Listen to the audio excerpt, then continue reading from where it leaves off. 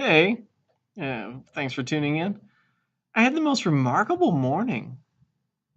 I like. I actually have a lot of different psychic realities I live with and deal with and work with that I don't really talk about much. Thinking about talking about it more on YouTube of all places. But in any effect, like I had this most remarkable morning where I still feel like me.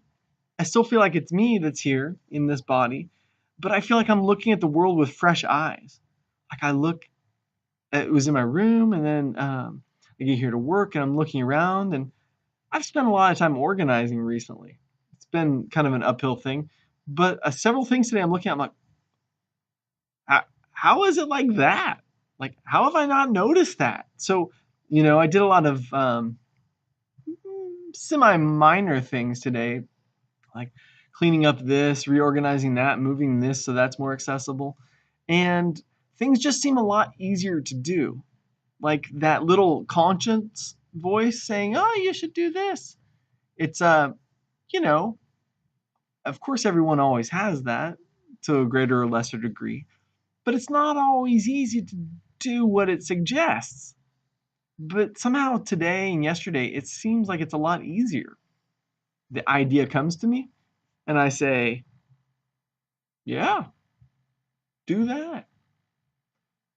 I don't know if it's I feel like there's less inclination to drag my feet, but I also feel like I'm seeing things in a fresh way.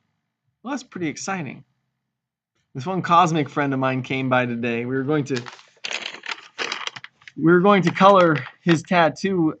I put this outline on his leg, and we're just trying to decide how to do it. And he came by today, and yeah, he's a cosmically minded person.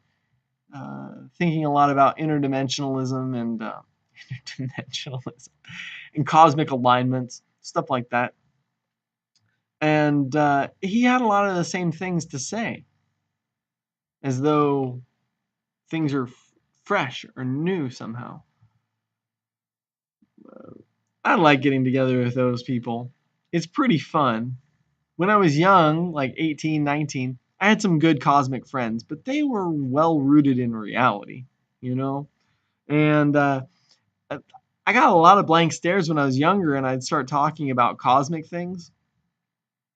But here in Las Vegas, over the last year, I've uh, my group of friends has expanded and interwoven, and I have a clique of friends that are of the cosmic mind. And this one is so funny, because there's this sense that we're all one. We're one true spirit that has many bodies, this body, that body. And in that sense, you are me. I look at you and I say, oh, there's another me. There's a me that likes to wear pink high heels. There is a me that likes to dress like a motorcycle gangster. These are all different versions of myself. And these people believe that and live it like that. And it's so funny because I've gotten used to living in the default world and just keeping my ideas to myself in a lot of ways. I'll give wisdom and knowledge if someone needs it or asks for it. But generally speaking, I don't really think that way out loud. And so to get around some people who do, it's refreshing. It's fun.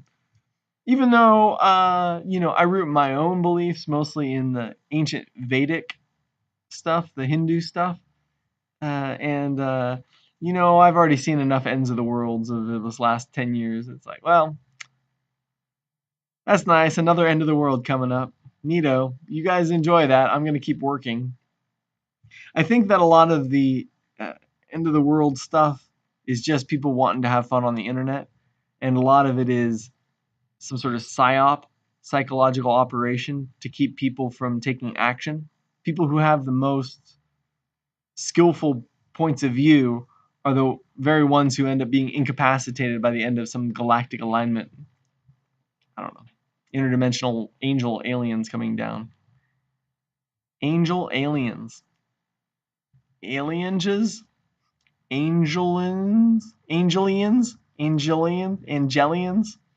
How do you combine angel and alien? You can leave a comment if you like. I'm just getting used to YouTube. I feel like I have a lot of knowledge, and it's pretty fun, to get knowledge and to think about ancient wisdoms. I I just somehow assume everybody knows everything about me. Not really, but like sometimes people will ask me questions and I'm thinking, "Oh my gosh, do you have any idea who I am?" Like, yeah, I believe in God. Like, I'm a lover of God. Of course I believe in God. Come on. Believe. Ha! Anyway, so, angels, ghosts, demons, all this sort of thing. All these sorts of things. I'm a lover of nature. And I don't really know what benefit I could be to God. According to the Vedic stuff, there's no benefit. God doesn't get any benefit from anything in creation because God is already full and complete. So there's this inherent mystery in creation, the big why. Some people think that God made creation because God was bored and wanted to, find love again. You have to make yourself ignorant so you can have fun. Otherwise, you're just all fun. There's this I think it's Netflix. I think there's a Norwegian or Austrian hypnosis person who put together a little program that you can subject yourself to forget your favorite show so you can watch it all again for the first time. I categorize that one into zombies. So people will subject themselves to ignorance so that they can re-enjoy their programming. Now, obviously, I can't speak for God, but if humans do it, some super beings might do it too. Hey, let's take the ignorance pill and be born into a human form and let's see what happens. If we knew the true story, could we even contain it in our psyche? Could we even really fathom the truth? If someone told us the truth, the real truth, could we even understand it? I had this experience not long ago, maybe a couple months ago, I guess, and I seem to come. There's infinite experiences. It's not like this was the big experience. I mean, I have all sorts of wacky experiences, but this particular one, I felt like I came before some representation of God, and I was being evaluated, if you will, somehow, and the vision was something like a bead, like a necklace bead, and that was me, and it had these big missing parts, and God essentially asked, "So if this is you,